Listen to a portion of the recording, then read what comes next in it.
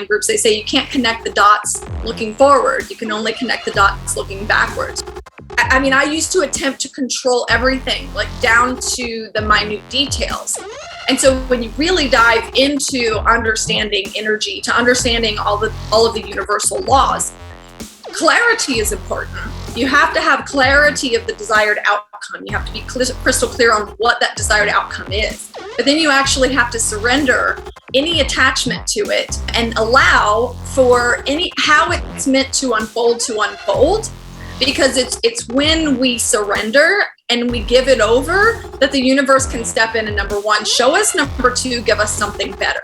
So when you're constantly attempting to control, you're completely shutting off you're just completely shutting it off. Your subconscious mind doesn't know time. So it doesn't know the difference between a past event or a future event. So that's why that repetition of something happening in the future, or that visualization of something happening in the future, can bring it into the now, because your subconscious mind doesn't know the difference.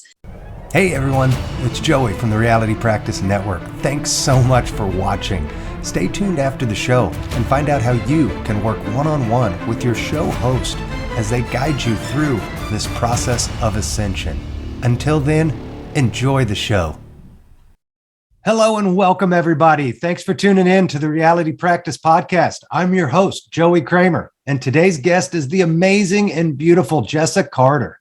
Jess is a former neurosurgery physician's assistant and is an expert on the mind and human body, optimizing both to help you unlock your mind for the inevitable successes in love, life, and wealth that you deserve to have. During a stint of childhood seizures, Jessa became fascinated with the mind, which led her to pursuing a Master's of Medical Science degree and a rewarding 10-year career in the field of neuroscience.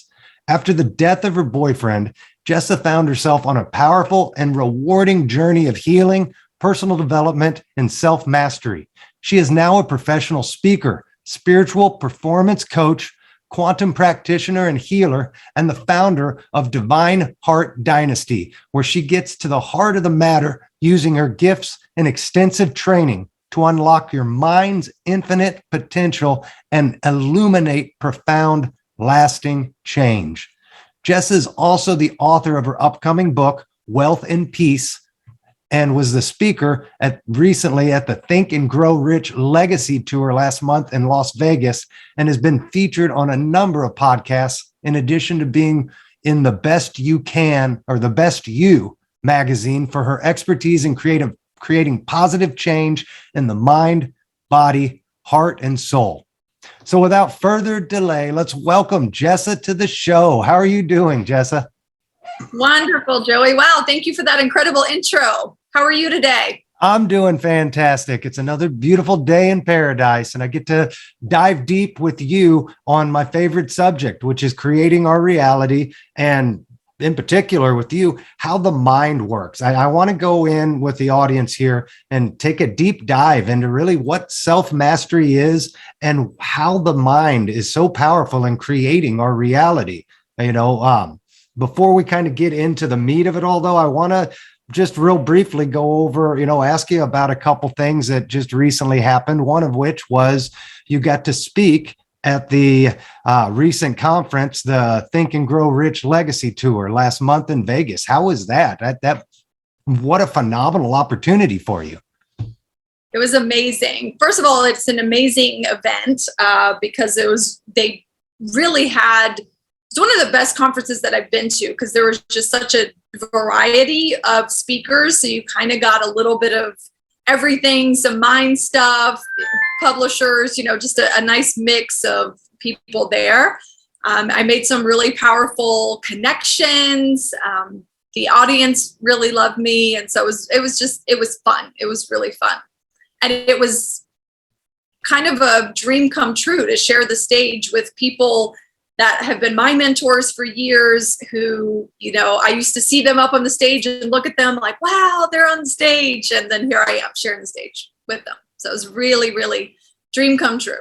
That absolutely sounds like such a phenomenal opportunity for you. And I also am looking forward to the day I get to share the stage with some of the people that, have inspired me and that I've been following and learning from all these years. And it sounds like that came true for you. So I'm so happy for you. What an amazing opportunity. And it's only the start of much more, to come from you. I absolutely know that. So the other thing I was scrolling through social media as I was doing a little research and everything, and I saw that you were actually featured on a billboard in Times Square. What was that all about? That's pretty cool. That's not something most people will ever get to do. Right. And I mean, that one was like, that for me was like mind blown, beyond a dream come true, because it's honestly surreal, because moving to New York, and I've been here for 2 years now, was a dream come true. And I completely like manifested my apartment here, but being on a billboard in Times Square was like even beyond my wildest dreams. And that happened because I'm part of Superconnector Media, which is an incredible PR firm here in New York. Their slogan is PR done differently. And they do a live event once a year. And I just attended their live event here in New York. And they literally created that billboard to welcome everyone. Now, granted, I live here, but everyone who was attending the event, our photos were up on the billboard. That's fantastic. What another amazing, like, just opportunity promotion wise, that's I'm sure a bucket list right there that you got to check off. I'm going to be on a billboard in Times Square one day. Like I said, I mean, I wish I could say it was a bucket list item, but like, it's just not something you even think about. Like who even knew that was possible? The mind can create amazing realities for us, can it? Yeah, well, what the mind can conceive and believe, the mind can achieve. Drop in a little Napoleon Hill for you there. Absolutely. Napoleon's one of my all-time favorites. The Outwitting the Devil. That's on my list of like number one book that I suggest for anybody wanting to understand how the mind works and how we create our reality. It's like, this is your first reading assignment. You have to read this book because even though it was written 100 years ago, it is so profound and literally like reveals so much that was known even back then that we're just kind of rediscovering now about the cause of our human nature and how and why we do things and how the subconscious mind works on a even more spiritual level, right?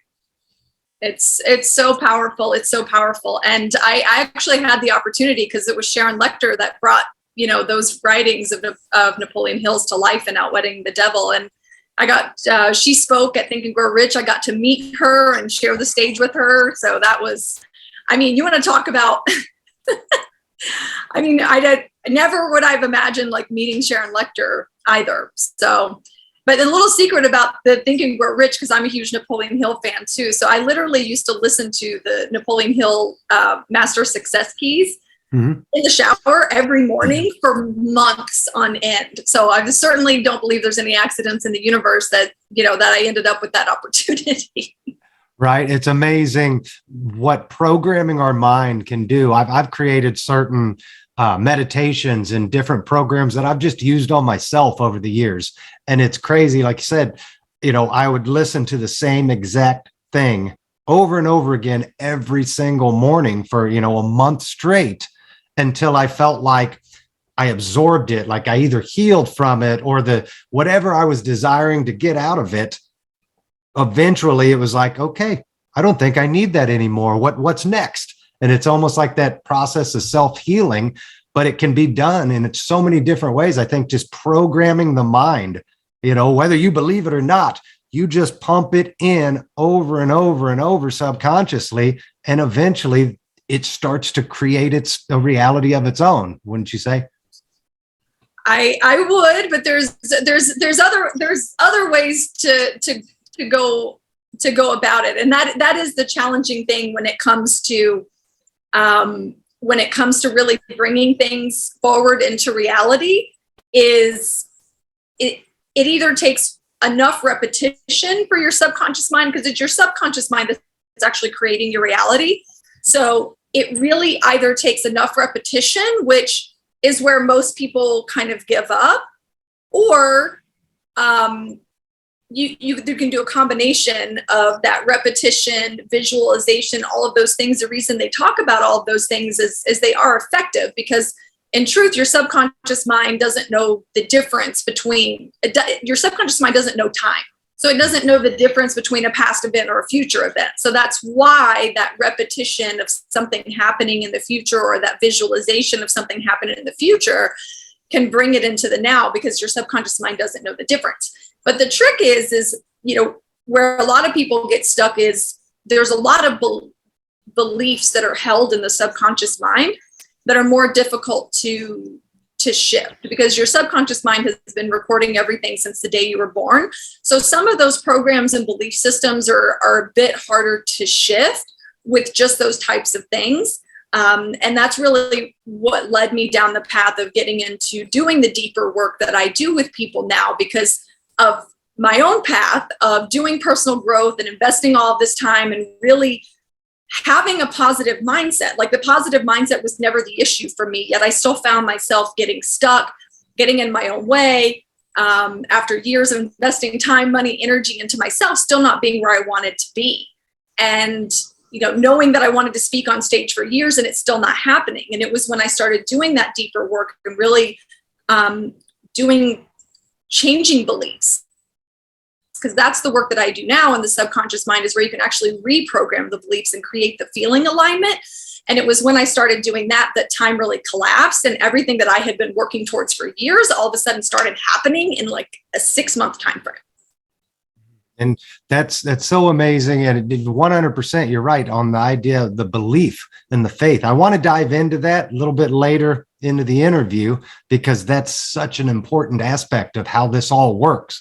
We can't just throw things out in the universe and expect them to happen. There has to be action taken, and there's certain steps, and like you said, visualization, reprogramming, all these moving parts have to come together and kind of align, but it all centers around faith and belief. So we'll definitely dive deeper into that a little bit later into the interview. But I kind of want to start with the foundation here of, where this all came from for you, because in all my interviews and everybody I've ever learned from or spoken to about it, none of us are ever just born with this kind of innate knowledge or understanding of how this all works. But I take that back. I think we're all born with it as a young child when we're in that imagination phase of our lives, and nothing is impossible, but there comes that time, maybe around 7, 8 years old, when we stop believing in the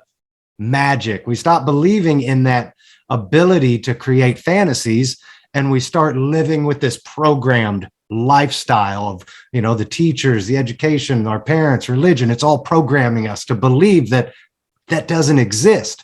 So I believe that everybody kind of has that moment of awakening for them that causes them to start to question, that reality. Like, why did it ever stop? What happened to that imagination I had as a child? Where did it go? And it's usually something, a trauma or something, negative in our lives that pushes us to that brink, right? And for you, it sounds like you had a couple things going for you. One, you had this of these seizures growing up, which opened your mind. This opportunity came to you. You wanted to learn more about the mind and how it works. So tell us a little bit about that. And then I want to dive into, this, you said you experienced the death of your boyfriend. And for me, that sounds like kind of that moment in time for you where you turned inwards and really started to discover the truth that was there. So can you fill us in a little bit about the journey you went through? Yeah, those are a couple different journeys. The seizures when I was a child, there's a couple things. I'm an only child, and so I was around adults. So I was always very, very mature for my age, and kind of having the seizures, you just have a little bit of a different perspective. And I was always very responsible and inquisitive and curious, and and I followed that because I was just so fascinated with the mind, but also behavior, just why do people do the things that they did? And I mean, who knows, maybe I spent too much time as a child by myself, like talking to myself when you're by yourself, but you don't understand it when you're a child. But I agree with you. I believe that we're all intuitive. I believe that children are extremely intuitive, and then it's kind of our environment and that conditioning that takes us further and further away from that. Because when I look back, and I love, in one of my mastermind groups, they say you can't connect the dots looking forward. You can only connect the dots looking backwards, right? So when I look back, I can see where I've always been intuitive. I just didn't understand what it meant. And then there were things that were more significant that I really wouldn't talk about because I was afraid people would think I was crazy or something like that. And then now, of course, everyone's talking about those things. But it was just that fascination that, for me, there was no surprise that then I ended up, when I ended up in grad school to become a physician assistant, I was like, well, I could have picked any specialty in medicine, but it was my goal to wake up every day and love what I did. And it was like, okay, well, what excites me? What fascinates me the most? And, it was working, doing stuff related to the brain. So that's how I ended up there. So yes, I actually used to drill holes in people's heads, which is always a little frightening for people. Right. Yeah. So I lightheartedly say I do mind surgery now. No scalpels or anesthesia required. But beyond that, interestingly, there was a couple times in my life where, like, I realized that I was always someone who got what I wanted. And I think that was because I was always clear on what I wanted and I always focused on having it. And then I, would take the action that was necessary to get me there. I mean, that's, part of the formula. So you don't realize, you don't realize, I mean, the truth is we are all manifesting all the time. We're just not necessarily aware of it. But when you're aware of it, you can really, really shape your reality because you're in complete control of it. I love that aspect of it. I can relate a lot to what you just said. For me, a lot of things, most of my life came easy to me, and the things I wanted just sort of appeared. I never went without. And it's like, I want to do this, I make it happen. And I think for a lot of my life, I was subconsciously creating, and I didn't even know how I was doing it. It wasn't until the last few years that I've learned this power. But, for me, I've always been a very intuitive, wanting to know more and always pushing to discover the truth behind this or behind that. And I think it definitely led me down a path of consciously creating subconsciously, right? That I didn't realize I was doing it. But most of my life, looking back on it, it's like, wow, I've been doing this now with some amount of skill for a long time. I just never put two and two together and just thought it was always dumb luck. But, there are no, with our reality, there literally are no coincidences. Everything has to happen exactly the way it happens in order for us to become who we're supposed to be. We just, I think, get impatient with this process, and with the discovery process and the setbacks that are there for us to learn from. So the setback, one of the big ones, it sounds like for you, was the death of your boyfriend. Can you share some of that? And I can only imagine what that must have been like, but I can also imagine kind of the path you went on at that point. I come from a background of depression, attempted suicides multiple times in my life, not understanding why I felt the way I felt a lot of times. And, it wasn't until I dove deep into facing those demons and kind of learning about my inner self and who I really was that the healing started for me. So it sounds like that might have been your real awakening, so to say, when that happened and you started to dive deep inwards, right? Well, it didn't happen right away. I'll be honest, because the thing is, this is, I'm not someone who just used to struggle with vulnerability. I'm someone who used to be completely incapable of being vulnerable. Asking for any sort of support or anything like that was absolutely not in my realm of possibility at that time, 10 years ago. So I literally worked through losing him on my own. I never went to therapy. I never went to counseling. Right after it happened, my mom came down for like a week and was with me, thank God. But but what I want to say about the story, because I think what's impactful about it is, at that time in my life, I had no religious connection. I had grown up with religion and had cut it out of my life. I had no spiritual connection or foundation at that time.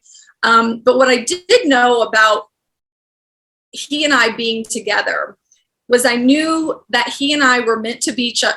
And again, this is well before me having any of the knowledge that I have now. All I knew, and this is intuition. This is intuition. And I've just learned how to listen to it and allow it to guide me. But it was very clear that I had this message at that time that he and I were absolutely put on each other's path for a reason, that we were meant to be together, and that we had very different purposes in each other's life, but we were absolutely meant to have that time together that we had. And so when he was here, even though I didn't understand it at the time, he and I were very, very connected mentally, physically, spiritually, emotionally.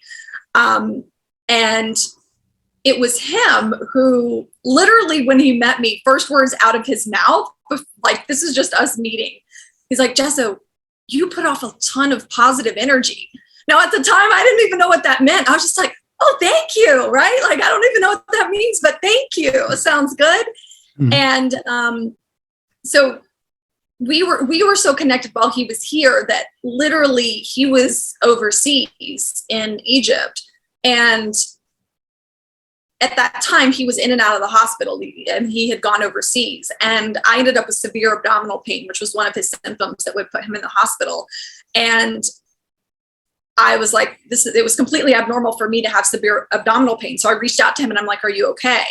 And sure enough, he was sick. So like, that's how connected we were when he was here. And then we were still very connected after his passing. So now it took many years after his passing. It was a very, kind of dark place and dark time. And I like to say, because I think it's important, because I think a lot of high achievers and I think a lot of successful people do this. And I didn't realize it until I really looked back on it, is I was hiding behind my success. It's very easy when you have this prestigious job or this prestigious career and you have a nice home and you drive a nice car, make everything look very peachy from the outside looking in, right?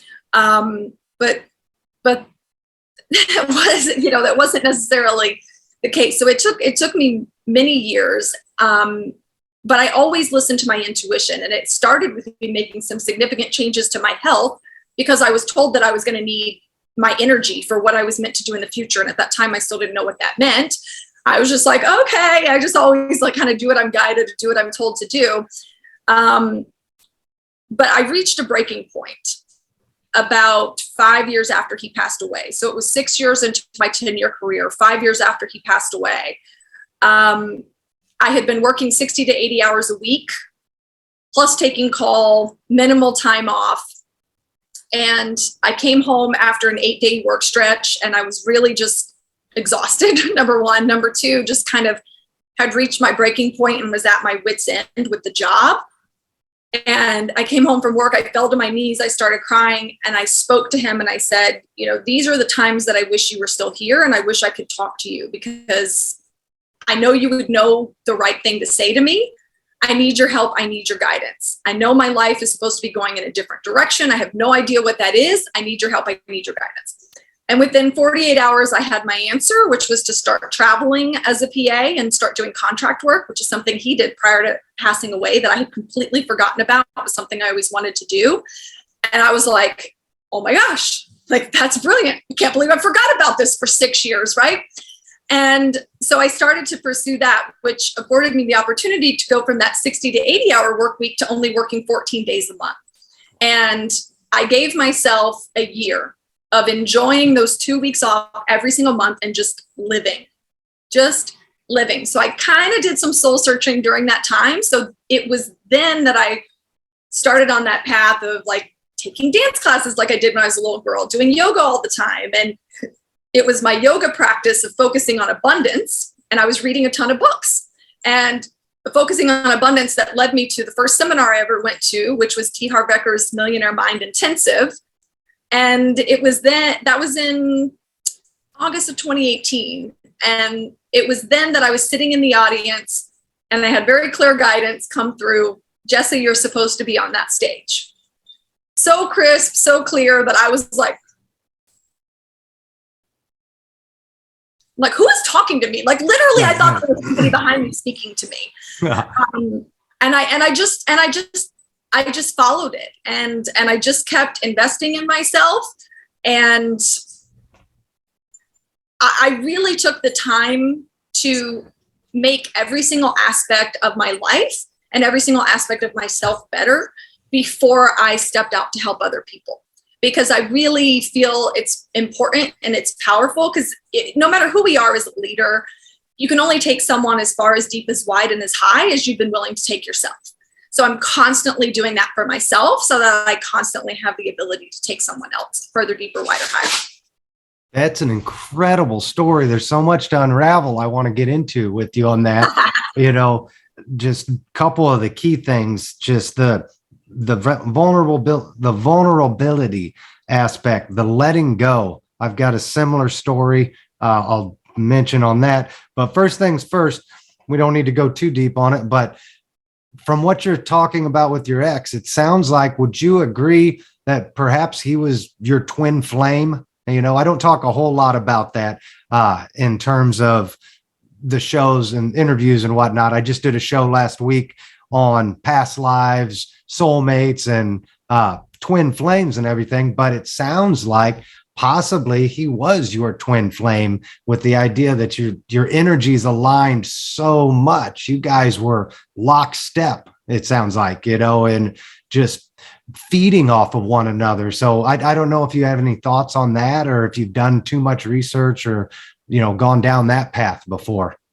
Yeah. I would definitely say there's a soulmate connection there. I'm a little less familiar with the twin flame aspect. I think with twin flames, it depends on what you read, because I've read a lot of different things on twin flames, and so that's why I never really subscribe to one meaning or the other, because none of them really stood out to me. And then kind of on that path and on my journey, and if I do work with someone and we happen to get into the relationship realm of things, what I've learned about since then is a divine life partnership. And so that really is what's most meaningful to me now. And that kind of goes beyond even a soulmate or a twin flame, which is a divine life partnership. Okay, cool. I'm excited to hear more about that. I'm making a note here to come back to it there. You talked about that moment when you basically let go. You had that breakdown and just kind of asked God. I had a similar situation in February of 2020 when I was broke down to my last, week of survival, and I'd been doing everything right. I'd been meditating. I'd been reading books and implementing all the right steps, everything that you're supposed to do and they tell you to do. And it wasn't working. And I got so fed up and I just lost it. It's like I broke down in tears, like cussing at God. Like, why? What the hell does this have to serve? How does this play a role in my life? I'm like, I know it's meant for more.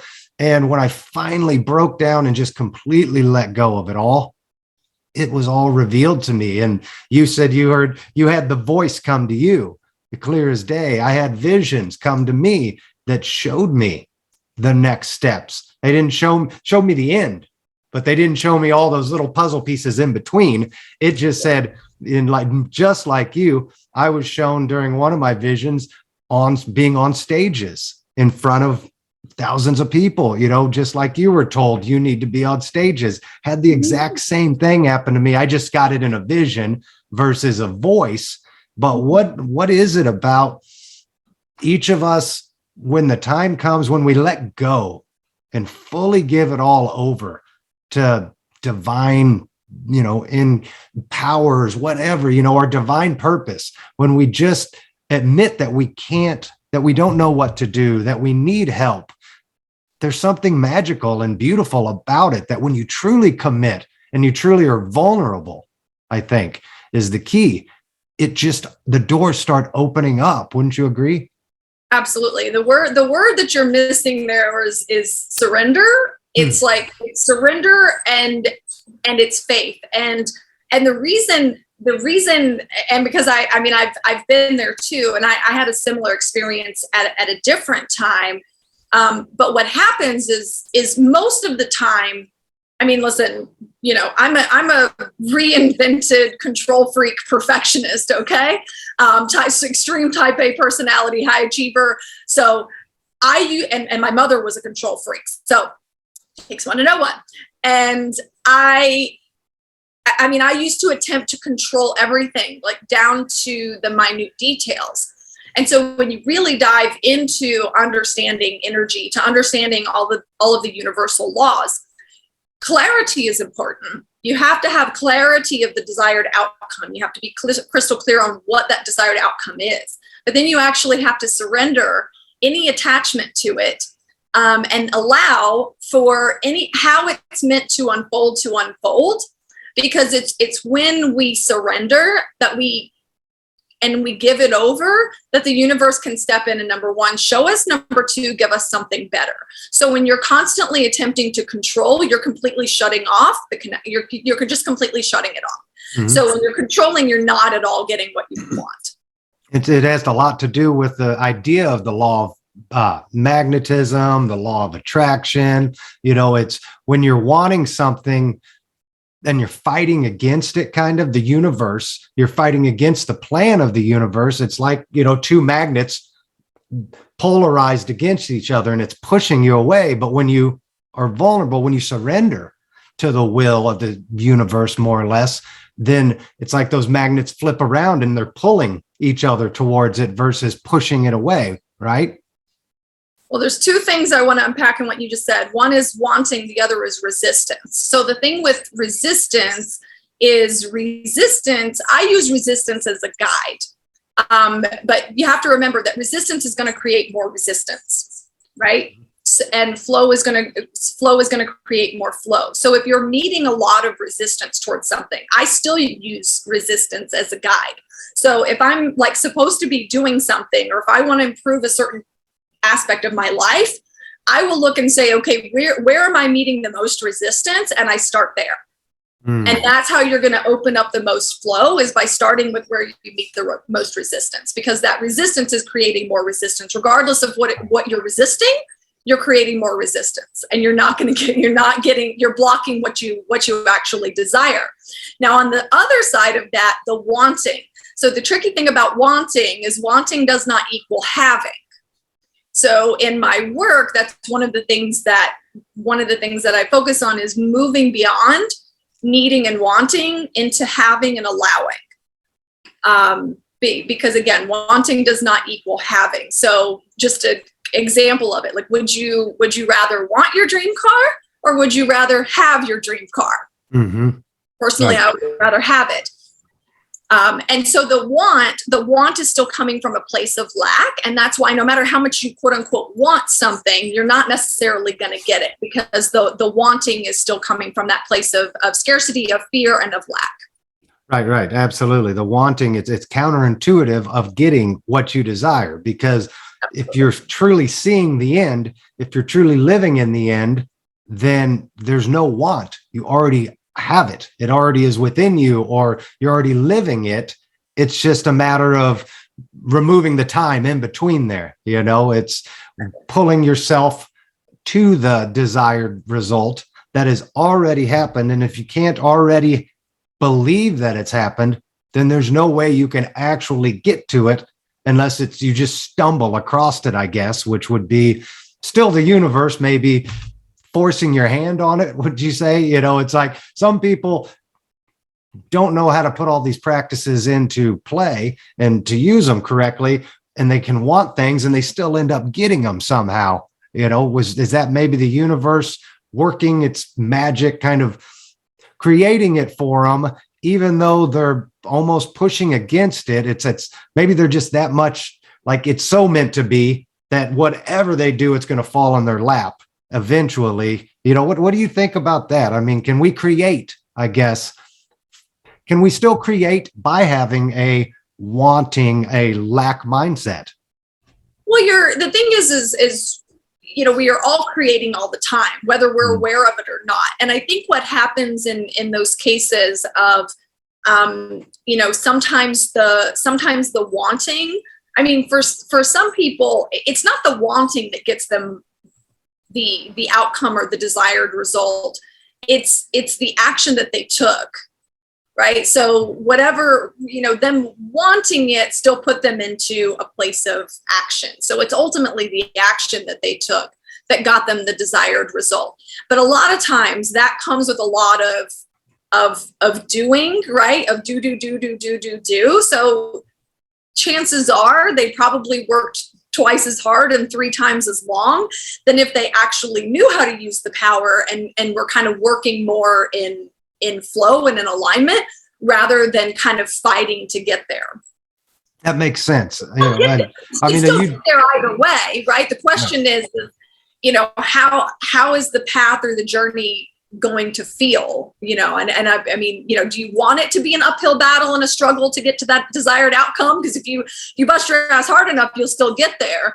Or would you rather kind of be like in synergy and flow and trust that you'll have the desired outcome or something better, and then kind of allow what's meant to be to unfold? So it's just I always say this, like there's more than one way to get to from point A to point B, right? There's a million ways, trillion ways to get from point A to point B. Infinite number of ways to get there. Yeah.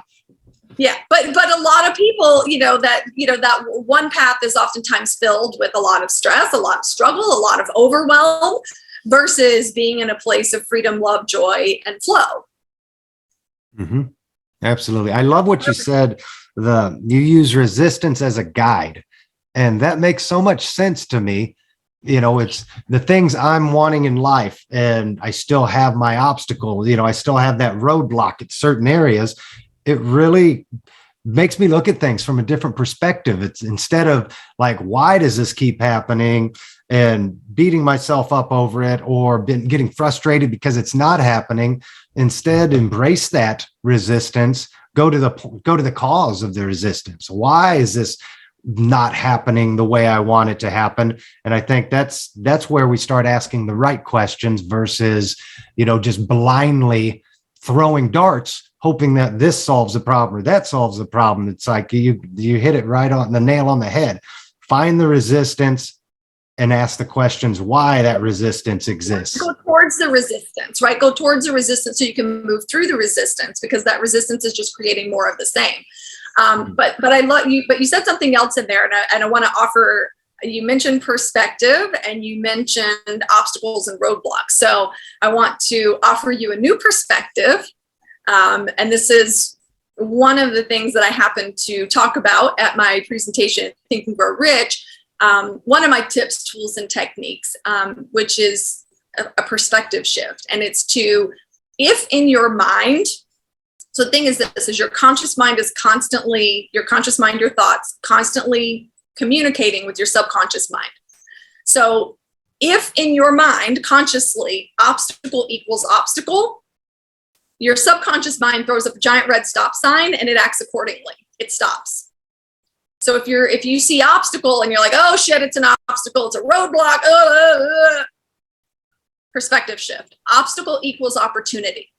So if your perspective shift is obstacle equals opportunity, now your subconscious mind is searching for the opportunity. Where's my opportunity? So instantly you're just like, okay, wait, obstacle equals opportunity. Where's my opportunity? And what will happen is you may not see the opportunity right away, but it will come quickly. So it's just a shift in perspective. Every obstacle is, has a seed of equal or greater benefit. Obstacle, roadblock, difficulty, challenge, all of those things. Seed of equal or greater benefit. So you just have to shift the perspective on it. Because if you're asking obstacle equals opportunity, like I said, your subconscious mind automatically kicks in and it wants to know where the opportunity is. And you'll see the opportunity. Because if you're still stuck on obstacle equals obstacle, the opportunity, you're going to miss the opportunity. You're not going to see it. Right. No, that's such a great way to look at that. And, I talk a lot about changing our perspective for sure on the way we view things in the world.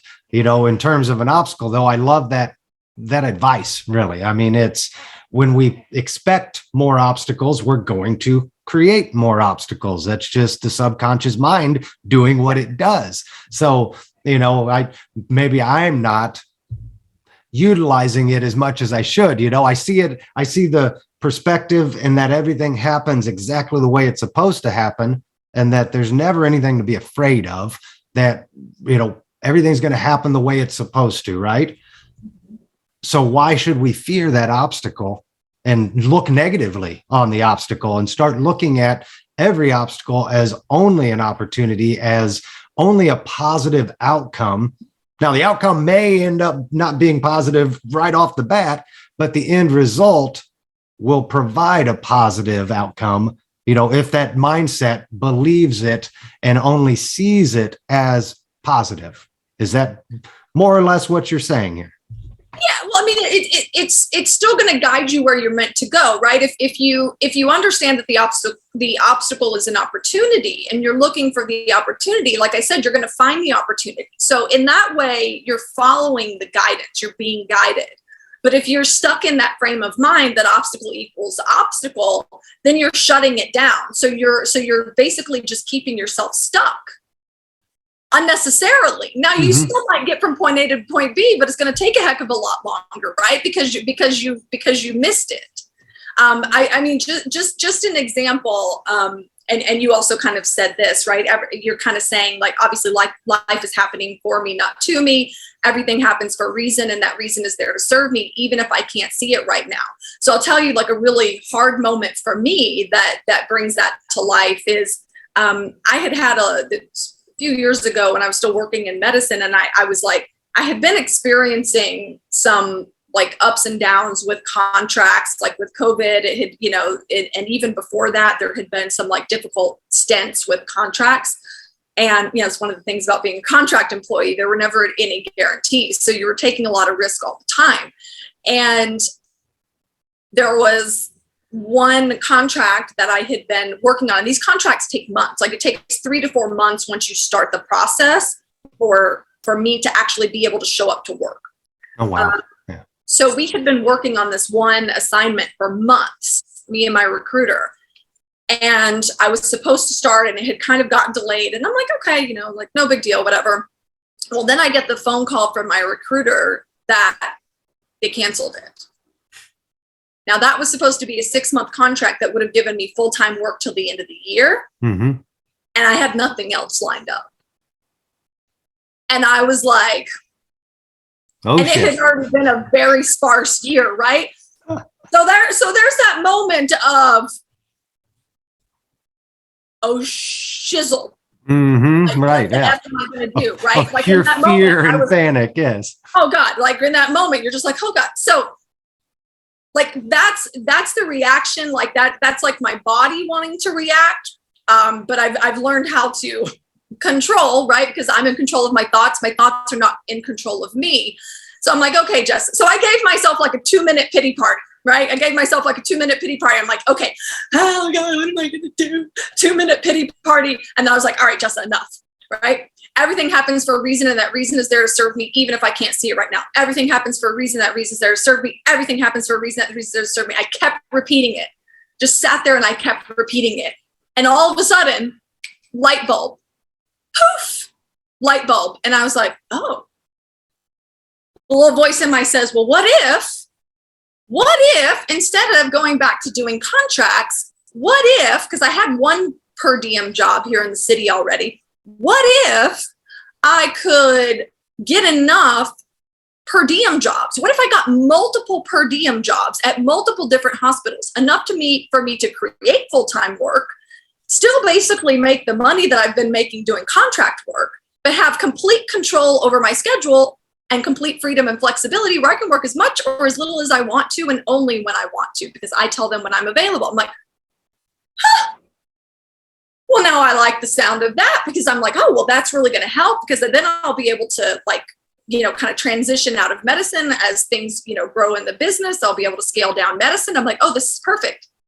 Go online, find a job, 2 jobs, one of which gave me an opportunity at 3 different hospitals that had just been posted within the past 24 hours. Wow. Boom. You just created it from out of nowhere, right? I mean, but again, if I had sat there and wallowed in the bullshit for 2 or 3 days, it would have been gone. But I didn't. I shifted. I gave myself my 2-minute pity party, and I shifted. Everything happens for a reason that there's served me, even if I can't see it right now. But I'm like, where's my reason? Light bulb. That's such great advice, for anybody that hits those obstacles, those setbacks, those moments where it doesn't feel like the universe is playing itself out the way it's supposed to. And instead of getting upset, it's okay to feel emotions. It's okay to experience these things, because that's what we're here to learn. But I think you hit it so head on, nail on the head again. It's that idea of self-mastery.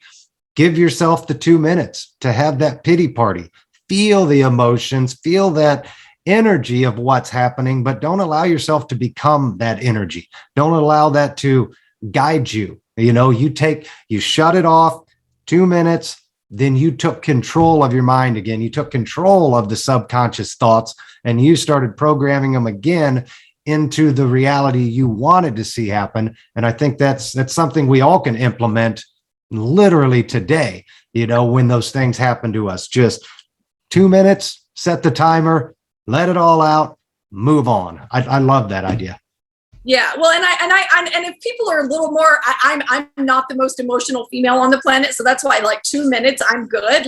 I will say just create a boundary, a boundary for yourself. For other people, it might be 3 to 5 minutes. For me, 2 minutes and I'm good. I'm done. But I want to say, I think that's important, regardless of what it is that you're feeling, right, and regardless of what it's towards. But I feel in that particular instance, the big fear, the big stick was around money, right? It's around loss of work. It's around money. And I've done so much additional work around money since that time that even that when things happen, when things happen now, I'm in a completely different space, a completely different energy with it. So again, I always use those things as an opportunity, because I was like, okay, well, I thought I had done all of this work around money and all of these things, and this is still showing up. So that gave me, that meant I had more work to do around money.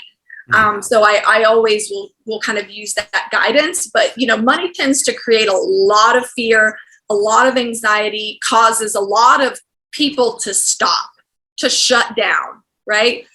And it's, the stopping and the shutting down that's going to keep you stuck. That's so true. I've found in the past, for me, I would go through cycles, and it was, every spring would be my slow period, coming out of winter. And I sold roofing. So every year coming out of winter, February, March, before the storm season would hit, I would just go into depression, from January, February, March. And I just would be so unmotivated. I just feel terrible because I didn't have any money coming in. It was wintertime. I couldn't go out and do my job, because there's snow on the roofs. So it's I would just get stuck in this kind of just bogged down in this, depression, this pity party. And it would last for a couple months. And my wife would always have to kind of nudge me to get me up and moving and out of it. I couldn't recognize it until I'd been in it long enough, but she could see it. When it started hitting, it's first weekend, she's like, uh-oh, here it comes again. So I think that's really actionable, steps and advice for the listeners out there. If you're coming in, if you see these things, or, again, it's allow this to happen, allow yourself to feel, but don't allow yourself to live in that state, right? Definitely.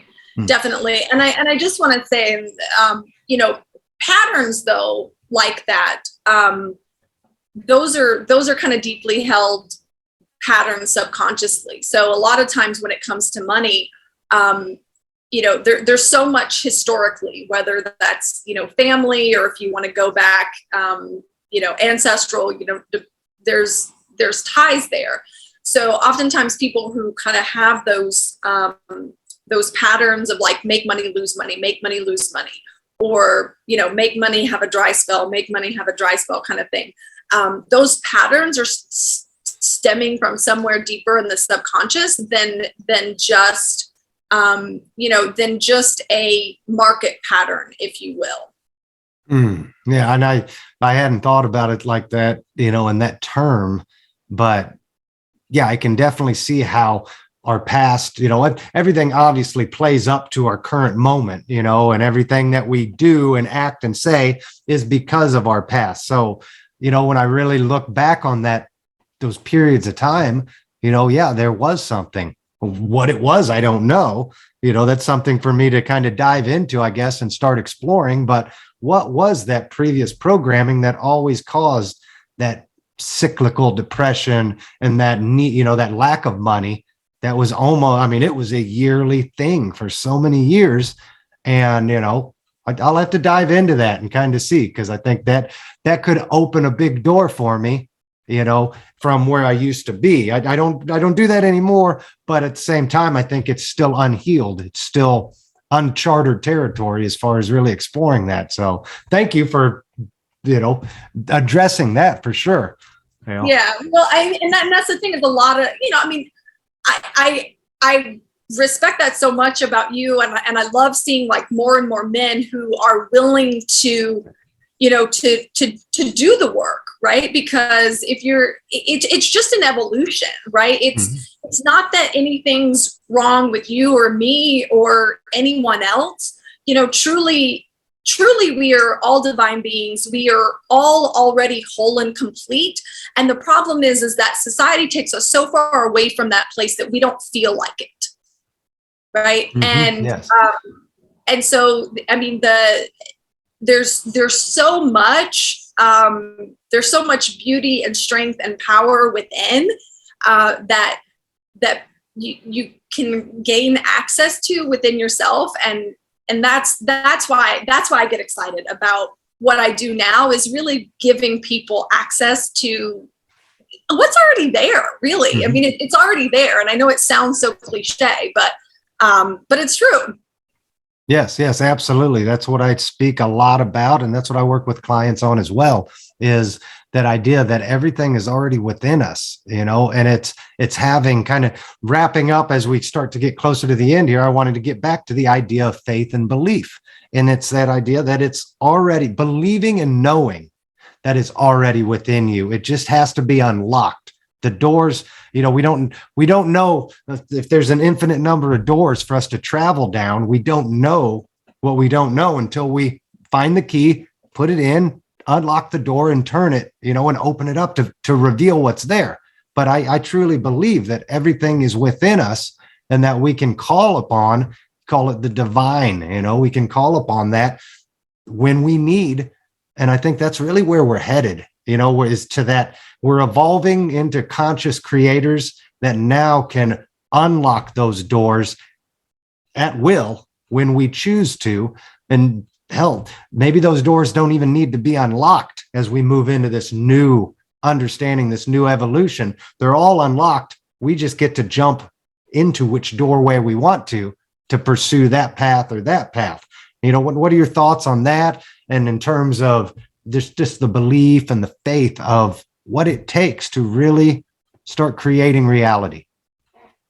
Yeah, you're tapping into it, and there's so many different aspects into it, and faith and belief is definitely one of them.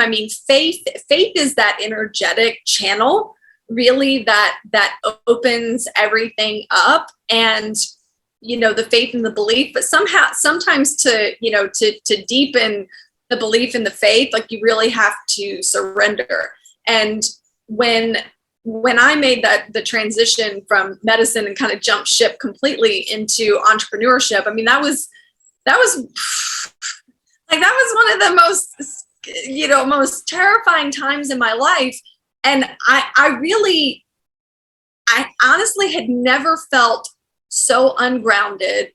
I felt like I was spiraling. There were moments that I really, truly felt like every single ounce of my faith, every single ounce of everything that I believed in, I felt like was being tested. And what that process and that journey was for me was a significant deepening of my faith. Because you said the same thing earlier where you're like, why is this happening? Now, I don't get angry about it, but I'll sit back and I'm like, okay, creator, like, this is really challenging. This is really uncomfortable. This is really unpleasant. Why am I experiencing it this way? Why does this kind of keep lingering on? Why am I experiencing it this way? And the answer I always get is that I have to experience it so that I can guide someone else through it. I understand that completely. Yeah, it's like I feel that everything's put in front of us to learn from. And until we learn that lesson, we're going to keep repeating it. And if we don't learn it, if we don't learn it in a soon enough time frame, then it's going to escalate to something bigger. It's always going to continue to escalate until it's so painful and it's literally poking you like, look, I'm right here. You need to make a change. Go within and figure out what the hell needs to be changed, And I think that's the part where also most people are so afraid of, is diving into that unknown, because it's a lot of trauma. Typically, it's a lot of bullshit in our past that it brings up that has caused all these obstacles or whatever we want to call them that are holding us back. So yeah, that stuff that we continue to deal with over and over has to be opened. And we have to peel that onion back in order to find the beauty in it, to see through the bullshit into what it truly was meant to be, which is, everything's happening for you and not to you. Yeah. Well, and the thing is like, even knowing that doesn't shift the past. Like there's some things that are really, held in there, deeply in the subconscious. And I'll be the first one to admit it. I remember like years ago when I had some chick talk about like delving into like the past and like, oh, well, maybe there's something from your childhood. And I was like, psh, you want to talk about resistance, right? I was like, not going there. Yeah, don't want to go there. I don't want to open that can of worms. And listen, and I mean, and I get it, right? I understand why it feels so scary, to really kind of get into that mirror of truth with yourself. But the only thing that I can say is it was that when I started doing the healing, doing the inner work, doing the growth, because you can change everything on multiple levels. It's priceless, because it's about how you feel. Ultimately, it's about how you feel moving forward, not just what you're creating, right? And this is where I get a little frustrated sometimes with just the mindset, because your mindset is one thing, but your mindset doesn't have, your mindset and your feelings are in this constant loop back and forth. And if they're not in alignment, then like oftentimes your feelings are going to win. So you can have all the positive thoughts in the world, but if you're not feeling it, like those positive thoughts are going to, that's an uphill struggle with the thoughts and the feelings. So, and then the beliefs. And so that's why I enjoy getting into that deeper aspect, because ultimately for me, yes, I'm all about co-creating our, a freaking, logic defying life by design. Like that's my ish, because we're absolutely have that power, but it's also about feeling really, really incredible and exquisite within yourself while you're on that journey. I think that opened a whole nother topic for a whole nother show right there. Just that idea of thoughts versus feelings. For me, that's the divine feminine trying to balance out the divine masculine, the logical side, the left brain side, trying to cope and work hand in hand with the feminine, the creative side, the right brain side, and I really believe, for me, that's why we're here. One of the big reasons we're here is to try and understand try and find that balance between the feminine, the masculine, the logic, the creativity, and I think once we start to find that common ground, we no longer are going to be triggered by the emotional things or the logical things. They just kind of come, we take them as they come, and we're able to really assess and feel it out and logically think it through. I think that's kind of sums up, self-mastery, doesn't it? Yeah. Well, it's refining. It's just refining all of those things. And we absolutely could totally do a complete thing and dive a bit more, into those, masculine, feminine elements. Because the interesting thing for me is I spent majority of my life completely in my masculine, completely. And I think that's where a lot of high achieving, women end up. And then there's this struggle with relationship. But if you as a woman are showing up completely in your masculine, you're not leaving space for a man to show up in his. And then it's just, there's this like derailment that takes place. So it's not only about finding balance within your own masculine and feminine and bringing it to a divine level, but also being able to create that space so that you have divine masculine, divine feminine flow between others. Very, very well said there. Jessa, before we finish up for the day, I want to get a little more information about your new book coming out called Wealth and Peace. Is that the title? Wealth and Peace. When will that be coming out? And can you give us some information on what the book is about and what the reader is going to get out of reading it? A little sneak peek. So the book will be out the best of my ability, like in the fall. Okay. By September at the latest, because I'm doing a book signing at an event that I'm speaking at in Miami in September. So you have to have it by then, right? Yes, I do. It's amazing how pressure makes us get things done, doesn't it? Well, I'm one of those people that deadlines do me well. So I enjoy deadlines.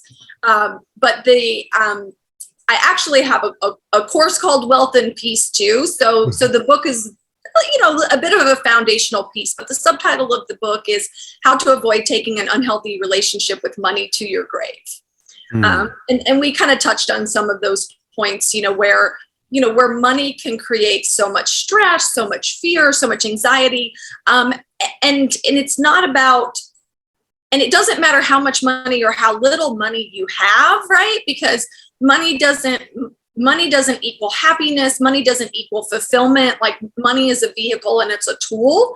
Mm-hmm. And there's so many people out there who are very wealthy, who are still unfulfilled and unhappy. And I love that. And then there's so many people who are really on their way up and looking to build generational wealth, but they keep finding themselves getting stuck. And so one of the things that's important for me, and I say this all the time, is that information is just information without integration, right? So we can be taught something, we can receive the information, but if our programming tells us like that we're not good enough, we're not worthy of that, or we're not ready for it, or we don't deserve it, or it's too much, or there's a million reasons that our brain comes up with, right, for why we shouldn't implement something, or why we shouldn't do something or take action on something. And so my focus is on, it's basically taking people from that place of like stuck or inaction into a place of flow or action. Now, I can't entirely do that in a book, but there's a lot of things that I can bring to life in the book, because most people don't understand money or the mind in the way that I do. So it's kind of that bridge.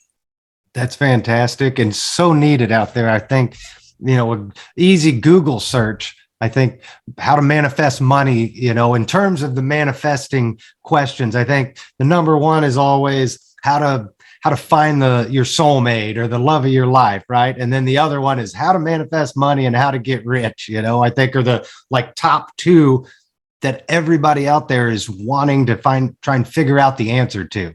There's so many other things that they could be asking questions on as well, but I feel like those are always the top two. Is I want to find my soulmate, and I want to get rich, or I want to make money. How do I make money? Well, yeah, but the interesting thing, right, is like getting rich doesn't mean you're going to keep it, right? So it's like and I hate to be that way, right? But it's like you think about someone who wins the lottery. I mean, 99% of those people, they lose every single, they lose every single dime of it. And that has to do with, their belief systems, but it also has to do a lot with financial literacy. And so it's really bringing a lot of things forth and to the table, because my brain works in a way that's very, very unique to most. But I'm constantly kind of like putting pieces together, putting things together, and pieces of the puzzle together. It's like, oh my gosh, like how can I make this better? And how can I make this more powerful, more impactful, to create that deep, lasting, meaningful change? Because it's no fun when you think you've worked on something and then like 6 months or a year, 3 years later, it shows back up and you're like, oh man.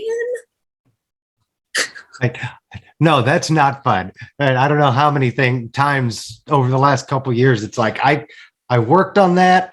I've gotten over that. I've moved past it. And then it rears its ugly head again, like 6 months later, like, what the hell? I thought I got you out of there. I thought I rewrote that whole program. It's like, why are you showing back up? Obviously, there's still work to be done. Yeah. I mean, like I said, that's truly why I do the subconscious work that I do now, because when I was getting all of my certifications to do that, I didn't know. I really didn't know what to expect, but it was like when I was doing my certifications, it was like everything that I thought I had worked on basically showed back up. And I'm like, and that's the particular reason that I happen to use that technique subconsciously, because it has been the only thing for me that created that like instant, permanent, done change. Love it. I love it. I love everything we've discussed here today, and I could keep going on for another hour easily, but I want to respect your time. We've already gone longer than I thought we were going to go, but it's the hour's flown by. I don't even know how that happened. So, well, I do. I could talk about this stuff forever, Let's get real quick. Where can people find you? How can they work with you? Learn more about what you do? Before we get to the last question, why don't you share with that in the audience, and I'll make sure to put some links in the description box below, guys, as well, so you can contact Jessa. But if you want to quickly shout out where they can find you, follow you. Well, their platform of preference, either LinkedIn, Instagram, or Facebook. And I do have my link tree on all three of those. So you can click on Linktree to go directly to my website to register for my masterclass. Timing wise with this recording, there will be another one. So they can sign up for my masterclass. That's kind of a free gift. So that's an ongoing. I have a course starting on June 1st, again, depending on timing of things. And then I have some other exciting things that'll be coming soon. So I can kind of keep an eye out for that. Perfect. And let me think. Yeah, I actually think this episode is scheduled to premiere on June 1st. So I might not have that out in time, but I might be able to, you know what? You might, now thinking about it, I think the Wednesday before the end of the month, I'm not sure what day that is, but the last Wednesday of the month, I take that back, I think is when I'll be premiering this episode. So you might be able to get a week or so, 5 days out of promoting from it. So Sure. I'll keep you posted on it. Yeah. I mean, if they happen to hear it in time and they're interested, they're welcome to join. That's one of my favorite courses to teach. It's my prosperity activation. So I get into all of the universal laws of not only financial success, but also the spiritual laws of success. But understanding and integrating them, I get into some different aspects of money that most people don't get into. And then the activation piece is activating the 10 commandments of prosperity. And everything that I do is very, self-focused. And like you said, kind of going within and bringing you back to that home or that center place within. So it's really, really powerful and fun. My clients previously have had just extraordinary results from it. So it's very fun and exciting. Fantastic.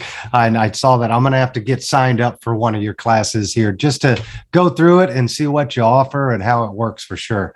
So thank you so much for coming on the show. I want to ask the last question that I ask everybody that comes on the show. And since this show is all about creating your own reality, if I could snap my fingers, which I'm going to do in just a second here, and you could instantly transport yourself into your perfect, ideal dream reality, where would it be? What would you be doing? Ready, go. Gosh, well, I feel so grateful because it feels like I'm already here. I do live in New York in an apartment that I manifested. I certainly look forward to upgrading that to a penthouse. And I plan on doing that with passive income and speaking on stages around the world, hopefully a balance of in-person and virtual, and teaching my courses and, working one-on-one with people, which is only, available for a small handful of people at a time. But just living my passion. And then my divine life partner, I know he's coming. Just hanging out for the divine timing on that one. But I've got a lot of things coming to life. Let's see, within that perfect reality, annual charity galas to raise money for my foundation, because I have a 3-tier foundation that I'm building and bringing to life to bring a lot of good to different aspects of the world. And it kind of goes full circle with like youth, kind of like mid-teenage years, and then the elderly. So I have like a full circle thing to give back. And that's awesome. kind of keep continuing and just getting to continue on the path that I'm on, and knowing that it's only going to continue to get better, and staying open to the miracles and the divine inheritance and the blessings that someone far greater and far smarter than me has in store for me. Like, I constantly am surrendering more into that, because the tendency is to kind of go back to that control, especially if we're feeling a bit stressed. So anytime there's doubt, I just kind of step back and surrender more. I love it. It's amazing. The more guests I have on the show, especially the last kind of couple months worth, like everybody, when I ask that question, they're living their reality, like their dreams. They're living in their version of heaven on earth at this point in time. They're building the new earth, in their ideal image. And I just love hearing everybody's unique, takes on where they want to go, or the idea that they're already there. And it's just simply manifesting itself through divine timing. We're not always exactly where we want to be we're not at the end yet, but you recognize you're on the path to take you exactly where you want to go. And it's amazing. It's a beautiful thing. And I know the feeling. I know what it's like when the end is, you see the end and you know that you're headed there, and there's no reason to try and interfere with it other than just stay the course, keep adding to it, and a little bit more gets revealed and a little bit more, right? So, well, there's two ways to experience it, right? I mean, if you're like life is a journey, not a destination, right? So you kind of want to kick back and enjoy the ride. And I mean, if you're not enjoying the ride, like, what's the point? Because if you're not enjoying the ride, by the time you get to the destination, you're going to be so miserable. You're not going to enjoy the destination either. Nope, not at all. They say money can't buy happiness, but how many of those people struggled or worked their butts off, whatever they did to make all that money, and now they're miserable even though they have the money, because they didn't enjoy the ride. They were just nose down, work, and they worked themselves into health issues, health problems, family problems, all the different problems that can exist out there for, trying to make a lot of money, when it's just enjoying the ride and letting the abundance come to us in the divine time that it's supposed to come to us. So I think that was the perfect way to close the show. I loved having you on here. Thank you so much, Jessa, for coming on. I think so much wisdom and so much information shared here that it was an enlightening episode. So thank you again. And I truly appreciate it. Absolutely. Thank you so much for having me. And I look forward to connecting, us talking again, and maybe doing that second show on divine masculine, divine feminine, because that's a fun one for me to get into. Oh, yeah. I've got extensive training on divine masculine and feminine. So I could definitely go back and forth, and we could have a good time on that. So let's look into finding a time a little bit later, and we'll definitely get that scheduled. So thank you again. And thanks to everybody who tuned in today, watched the show. If you liked it, make sure you give it a thumbs up, hit the subscribe button if you haven't already. And until next time, guys, stay blessed. Thank you so much for watching. And remember to always ask yourself, what reality are you choosing to create today? Bye now. Hey everyone, it's Joey again. Thank you so much for watching. I hope you liked the show. Please make sure to give it a thumbs up if you did. We'd love to hear your comments too. And if you haven't already, please make sure to hit subscribe and turn on the notification bell to never miss an episode from the Reality Practice Network. As I mentioned before the show, I wanted to extend an exclusive offer to you, the viewers of the Reality Practice Network. For all of you watching this video, you're undoubtedly experiencing an awakening and are searching for more explanation into the experiences you're having. Now is the time to explore who and what you truly are. For a limited time, you can now work one-on-one with your show host. Click the link in the description box below to start your journey, or learn more by going to myrealitypractice.com/ascension and let your ascension begin. And remember to ask yourself, what reality are you choosing to create today?